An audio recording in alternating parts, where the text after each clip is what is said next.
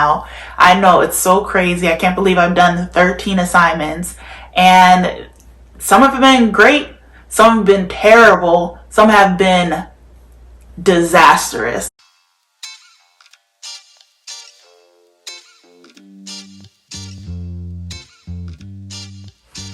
Hey everyone, it's Daisy here and welcome back to my channel. It's been a long time since I made a video last, but honestly I have to be truthful.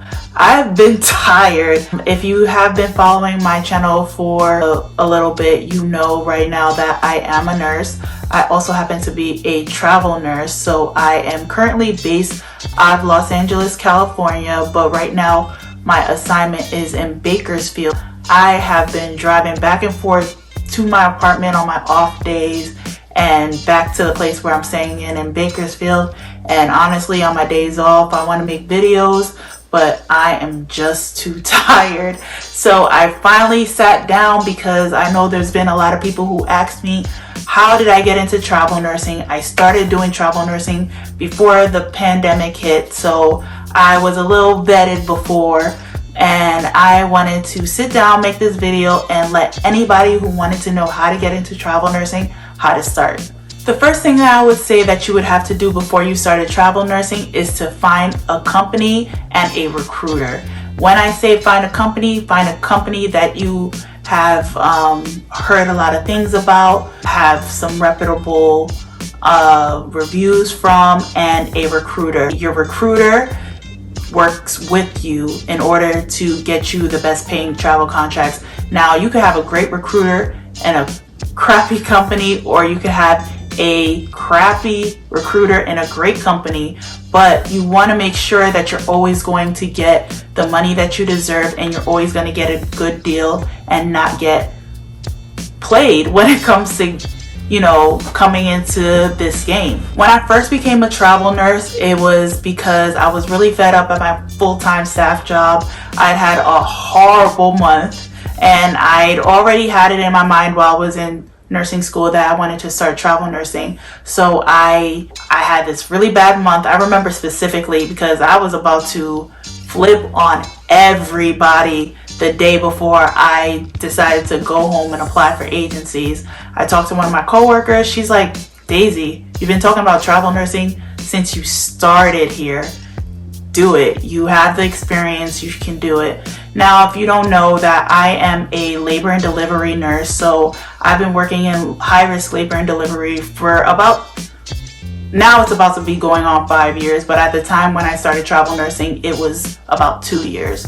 And I took her advice. I went home, applied for a bunch of agencies, and I started just waiting for the calls. Initially, you know, it was kind of slow because of the fact that I was still going from my first travel assignment, and I knew I wanted to go from where I was located, which is originally in New York, to come to California.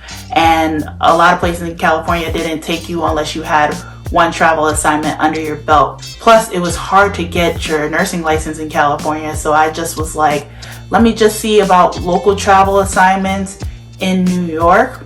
So when I found an agency, I made sure that I liked my recruiter.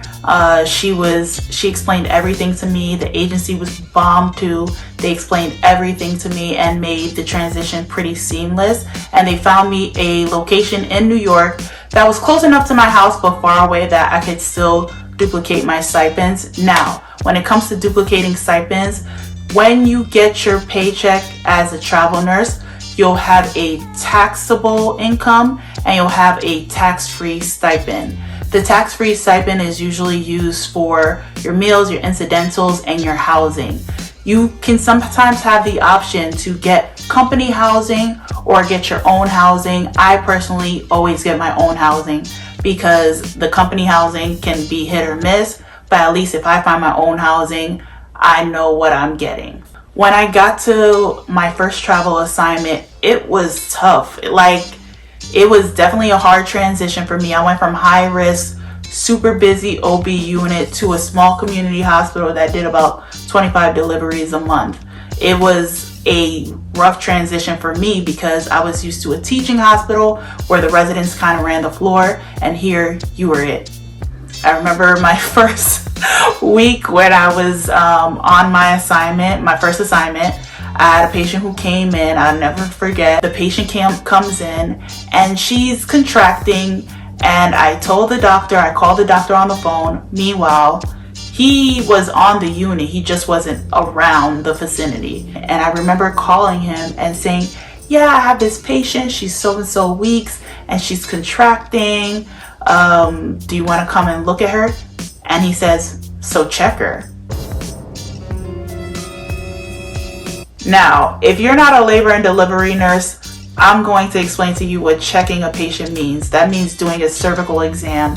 I had never done one before. That to me was very mind-blowing, and I was just very confused when it came to that. It was basically like they threw me in, both feet they threw me into the ocean. They threw me into the ocean when it came to that. I was lucky that I had a bunch of nurses who were able to help me and transition me into those hard habits that I had built with my staff job, and try to mold me to be more adaptable. So that's another thing that I would suggest if you were going into travel nursing, is when in Rome, do as the Romans do. Someone said this to me on my first travel assignment, and I'll never forget it, because it has helped me a lot when it comes to doing travel nursing and not being or feeling like, one way is the only way to do it. I stayed at the assignment for about 6 months until I actually made the transition to Los Angeles. Now, the funny story with that is that I signed my contract to come to LA at a hospital in LA, and the next day everything started to shut down because of COVID. They were canceling flights, they were, shutting everything down, and I was like, oh, should I cancel my assignment? What should I do? My recruiter was like, you signed the contract. So that's another thing too. When you sign the contract, you are obligated to fulfill that contract. It could be a medical emergency or a family emergency. You can't just cancel a contract because you're like, no, I don't feel like going anymore. You have signed this contract. They will blackball you or put you on a do not hire list if you do not fulfill this contract. So I made the transition out to Los Angeles, and my first travel assignment out here was crazy. I went to another hospital that was very high-risk patients, super short-staffed, and I just had to make that transition. It was hard for me, but I had to not only transition during a pandemic, but I had to transition to a new city, a new state, a new way of nursing, because not every place that you go to as a travel nurse is going to be the same. It was hard to make that transition from hospital to hospital, but from one state to another, that was just a totally different ball game. But that was a pretty rough transition for me, but I survived. And it's hard to when you're doing this without anybody around, such as friends or family. So it's always important that you keep in touch with your friends and family, especially when you're on a travel assignment. You want to do FaceTime calls, text messages. Social media is really how I kept in touch with a lot of people. And just make sure you just touch base, and hopefully they touch base back, and it's just helps with the transition, especially when you're super far from home. So now it's going on 2.5, maybe 3 years that I've been a travel nurse. I am on my 13th assignment right now. I know, it's so crazy. I can't believe I've done 13 assignments, and some have been great, some have been terrible, some have been disastrous. Yes, there is a difference. You just have to roll with the punches, you have to remember your end goal, you have to remember why you're doing this, and you have to just take it with a grain of salt.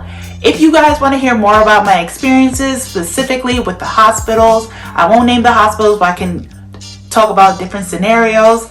Just let me know in the comments section. You can like, comment, and subscribe to my channel, and I will see you on the next one. Bye.